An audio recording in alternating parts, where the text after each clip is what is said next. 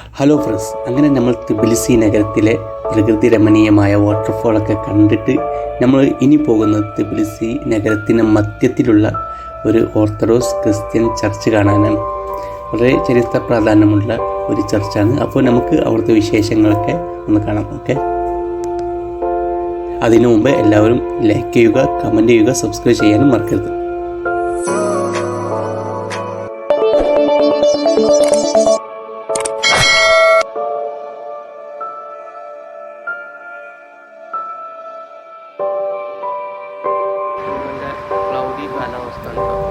നമ്മൾ ഇപ്പോൾ ഉള്ളത് തിബിലിസിയുടെ ഹൃദയഭാഗത്താണ്.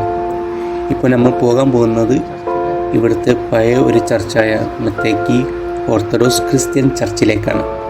ഇതിൻ്റെ മുകളിൽ നിന്നാൽ നമുക്ക് തിബിലിസിയുടെ മൊത്തം വ്യൂ നമുക്ക് കാണാൻ പറ്റും. ഓൾഡ് തിബിലിസിയും അതുപോലെ തന്നെ ന്യൂ തിബിലിസിയൊക്കെ നമുക്ക് കാണാൻ പറ്റും.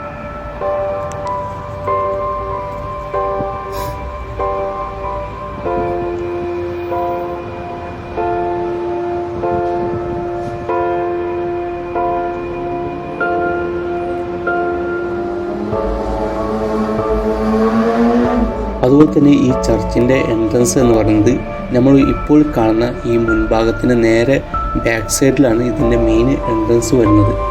അപ്പോൾ നമുക്ക് ഇതിലൂടെ പാസ് ചെയ്യുമ്പോൾ ചെറിയൊരു എൻട്രൻസ് ഒക്കെ കാണാൻ പറ്റും. പക്ഷേ അത് ചർച്ചിലേക്കുള്ള എൻട്രൻസ് അല്ല. അപ്പോൾ നമ്മൾ ഈ പോകുന്ന ഭാഗമൊക്കെ നോട്ട് ചെയ്താൽ നിങ്ങൾക്ക് കറക്റ്റ് മനസ്സിലാക്കാൻ പറ്റും.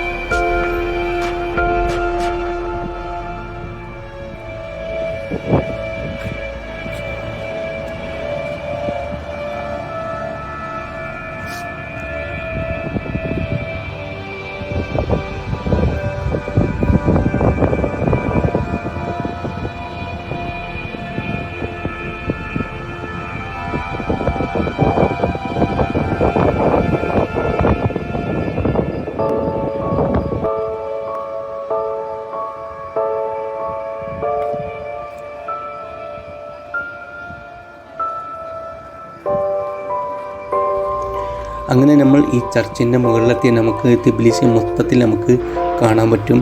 അതുപോലെ തന്നെ നമ്മുടെ ഈ റൈറ്റ് സൈഡിൽ കാണുന്ന ഭാഗമാണ് ന്യൂ തിബിലിസി. അതുപോലെ തന്നെ നമ്മുടെ ഈ ചർച്ചിൻ്റെ നേരെ ഫ്രണ്ട് ഭാഗത്ത് കാണുന്ന ഭാഗങ്ങളാണ് ഓൾഡ് തിബിലിസി എന്ന് പറയുന്നത്. അതുപോലെ തന്നെ ഈ കുന്നിൻ്റെ മുകളിലായിട്ട് ഒരു കോട്ട നിങ്ങൾക്ക് കാണാൻ പറ്റും. നാരിക്കല ഫോർട്രസ് എന്നാണ് ഇതിൻ്റെ പേര്. അപ്പം ഇത് ഒരു 5-ാം നൂറ്റാണ്ടിലൊക്കെ നിർമ്മിച്ച ഒരു കോട്ടയാണത്. ഇവിടെയാണ് അന്നത്തെ രാജാവ് താമസിച്ചിരുന്നത് എന്നാണ് പറയുന്നത്. അതുപോലെ തന്നെ പുറത്തു നിന്നുള്ള ആക്രമണങ്ങളൊക്കെ തടയാൻ വേണ്ടിയിട്ടാണ് ഇത്രയും ഒരു കുന്നിൻ്റെ മുകളിലൊക്കെ ഈ കോട്ട സ്ഥാപിച്ചിരുന്നത്. അതുപോലെ തന്നെ ഇപ്പോൾ നമുക്ക് ബൈ റോഡും അതുപോലെ തന്നെ കേബിൾ കാറും ഒക്കെ ഉപയോഗിച്ചിട്ട് നമുക്ക് അതിൻ്റെ ഭാഗത്തേക്ക് പോകാൻ പറ്റും. പക്ഷേ ഇപ്പോൾ അത് മെയിൻ്റെനൻസ് കാരണം ക്ലോസ്ഡ് ആണ്.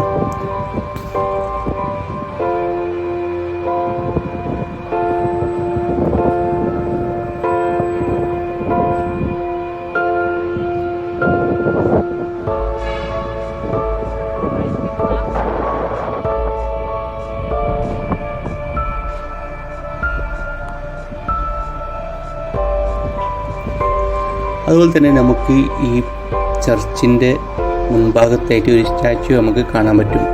അതായത് ഇവിടുത്തെ രാജാവിൻ്റെ ഒരു സ്റ്റാച്ചു ആണെന്നാണ് പറയുന്നത്. ഈ രാജാവാണ് തിബിലിസിയെ ജോർജിയയുടെ തലസ്ഥാനമാക്കിയതും അതുപോലെ തന്നെ ഈ നഗരത്തെ ഇത്ര അധികം ഡെവലപ്പാക്കിയതും ഈ രാജാവാണ് എന്നാണ് പറയുന്നത്.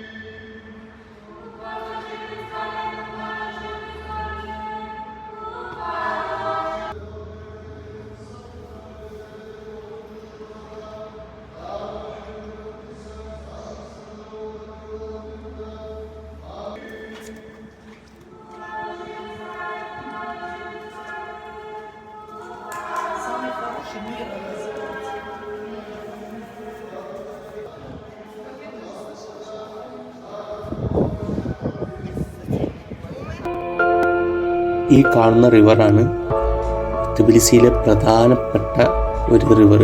മക്കാറി റിവർ എന്നും ഖുറ റിവർ എന്നും പറയപ്പെടാറുണ്ട്. ഒരു കാലത്ത് നമ്മൾ പോയി കണ്ട ഈ രാജാവ് ഒരിക്കൽ നായാട്ടിന് വേണ്ടിയിട്ട് അദ്ദേഹത്തിൻ്റെ പക്ഷികൾക്കായിട്ട് പോയപ്പോൾ ഒരുപാട് പക്ഷികളുണ്ടായിരുന്നു. അങ്ങനെ പെട്ടെന്ന് ഈ പക്ഷികളെ കാണാതായി. അങ്ങനെ ഒരുപാട് തിരഞ്ഞതിന് ശേഷം അവർ കാണുകയുണ്ടായി പുഴയിൽ ചത്ത് കിടക്കുന്ന പക്ഷികളെ. അങ്ങനെ ഇവരും പുഴയിലേക്ക് ഇറങ്ങിയപ്പോൾ നല്ല ചൂട് അനുഭവപ്പെട്ടു. അപ്പോൾ നമ്മൾ ഈ കാണുന്ന ഈ പുഴയുടെ ഈ വെള്ളത്തിന് നല്ല ചൂട് ഇപ്പോഴും നമുക്ക് അനുഭവപ്പെടാൻ പറ്റും. ഏകദേശം 47 ഡിഗ്രി വരെ ഇതിന് ചൂട് വരും, സമ്മറിൽ ചൂട് വരും എന്നാണ് പറയുന്നത്. അതുപോലെ തന്നെ ഇതിൽ ഒരുപാട് സൾഫർ കണ്ടൻറ്റും കൂടുതലുള്ള ഒരു വെള്ളമാണ് ട്ബിലിസിയിലെ ഒട്ടുമിക്ക വെള്ളങ്ങൾ. അതുകൊണ്ട് തന്നെ സൾഫർ ബാത്തിനൊക്കെ ഒരുപാട് ഫേമസ് ആണ് ട്ബിലിസി.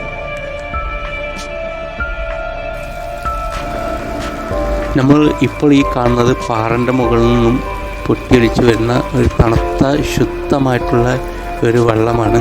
ഒരുപാട് ആളുകൾ നടന്നു പോകുമ്പോൾ മുഖം കഴുകാനും കൈ കഴുകാനൊക്കെ ഉപയോഗിക്കുന്നതായിട്ട് നമുക്ക് കാണാൻ പറ്റും.